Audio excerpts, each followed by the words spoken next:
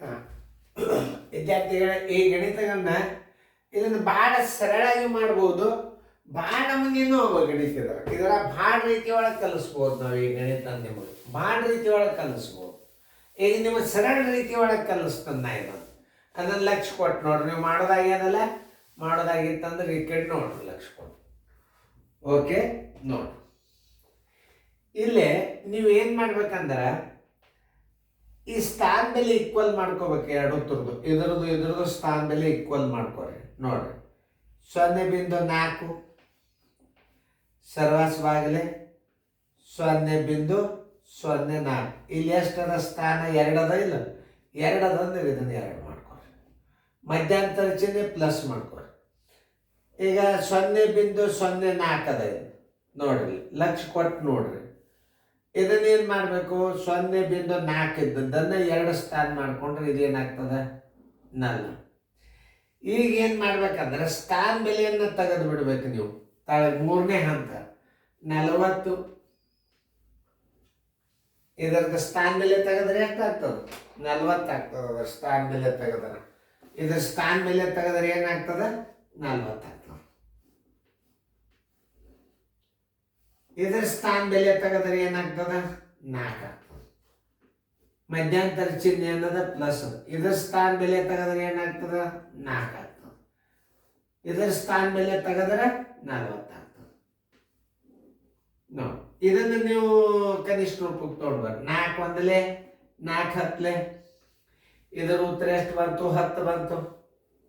ಮಧ್ಯಂತರ ಚಿಹ್ನೆ ನೋಡ್ರಿ, 4 ಒಂದಲೇ 4 ಹತ್ತಲೆ 10 ಅದ ಅಂತಂದ್ರೆ 1/10 ಅಂತಂದ್ರೆ ಏನು ಹಚ್ಕೋಬೇಕು ನೀವು? 0.1.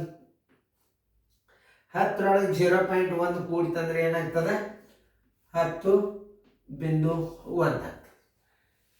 ಯಾಕಂದ್ರೆ 1/10 ನಾವು ಹೊರಗಿಟ್ಟು, ಯಾಕಂದ್ರೆ ಇದನ್ನು ನೀವು ದಶಮಾಂಶ ಮಾಡ್ಕೋಬೇಕಾಗ್ತದೆ. ನೀವು ನೋಡಿ 1/10 ದಶಮಾಂಶ ಮಾಡ್ಕೋಬೇಕು. ನೋಡಿ 1/10 ಅಂದ್ರೆ 0.1. 10ರಾಗ 0 ಕೂಡಿಸಿದ್ರೆ ಏನಾಗ್ತದೆ? 10.1 ಆಗ್ತದೆ. ಇಷ್ಟೇ ನೀವು ತಿಳ್ಕೊಬೇಕಾಗ್ತದೆ ಗಣಿತ. ಆಮೇಲೆ ಸರಿಯಾಗಿ ನಾ ಹೆಂಗೆ ಕಲಿಸೀನಿ ಅನ್ನೋ ನೀವು ಲಕ್ಷ ಕೊಟ್ಟು ನೋಡ್ಬೇಕು. ತಿಳಿತಲ್ಲ? ಇನ್ನೊಂದ್ಸಲ ತಿಳಿಸೋಣ. 0.4 ಸರ್ವಾಸವಾಗಲಿ 0.04 ಪ್ಲಸ್ 0.004 ಸರ್ವಾಸವಾಗಿ 0.4. ಸ್ಥಾನ ಬೆಲೆ ಈಕ್ವಲ್ ಮಾಡ್ಕೋಬೇಕು. ಇಲ್ಲಿ 2 ಸ್ಥಾನ ಅಂದ್ರೆ ಇಲ್ಲಿ 2 ಸ್ಥಾನ ಅಂದ್ರೆ 2 ಸ್ಥಾನ 0 ಹಚ್ಕೊಂಡ್ಬಿಟ್ರೆ 2 ಸ್ಥಾನ. ಇಲ್ಲಿ 2 ಸ್ಥಾನದ ಮೇಲೆ 2 ಸ್ಥಾನ ಮಾಡ್ಕೊಂಡ್ರೆ ಮೇಲೆ 2 ಅದ ತಳಗ 1 ಅದ ಅಂದ್ರೆ ಇಲ್ಲಿ 2 ಸ್ಥಾನ ಮಾಡ್ಕೊಂಡ್ರೆ ಈ ಸ್ಥಾನ ಬೆಲೆ ತೆಗೆದಾಗ ಮೇಲೆ 40 ಆಯ್ತು, ತಳ 4 ಆಯ್ತು. 4 ಒಂದಲೇ 4 ಹತ್ತಲೆ. ಇದ್ರ ಉತ್ತರ ಎಷ್ಟು ಬಂತು? 10 ಬಂತು. ಪ್ಲಸ್ 4 ಒಂದಲೇ 4 ಹತ್ತಲೆ 1/10 ಇದನ್ನು ದಶಮಾಂಶದಾಗ ಮಾಡ್ಕೊಂಡ್ರೆ 0.1. ಈ 0ದಾಗ ಹೋತು 10 ಆಯ್ತು. 10.1 ಉತ್ತರ ಸಂಖ್ಯೆ ಎ. ನೋಡಿ, ಹಿಂಗೆ ನೀವು ಲೆಕ್ಕ ನೀವು ತಿಳ್ಕೊಬೇಕು. ಇವು ಗಣಿತ ಹೆಂಗ ಸುಮ್ ಅಂದಾಜ್ ಮೇಲೆ ಯಾವ ಗಣಿತನೂ ಮಾಡಬಾರ್ದು. ಅಂದಾಜ್ ಮೇಲೆ ಗಣಿತ ಮಾಡೋದರಿಂದ ನಿಮಗೆ ಏನಾಗ್ತದ? ಬರೀ ಉತ್ತರ ನೋಡಿ ಎಷ್ಟು ಬಂದಲ್ಲ ಅದ್ರ ಉತ್ತರ ಹಿಂಗೆ ತಿಳ್ಕೊಂಡು ಯಾವ ಗಣಿತಗಳನ್ನು ಮಾಡಬಾರ್ದು. ನೀವು ಲೇಟ್ ಆಗಲಿ ಕಲೀರಿ, ಕಲ್ತ ಗಣಿತಗಳನ್ನು ತಿಳ್ಕೊರಿ. ತಿಳಿತಲ್ಲ?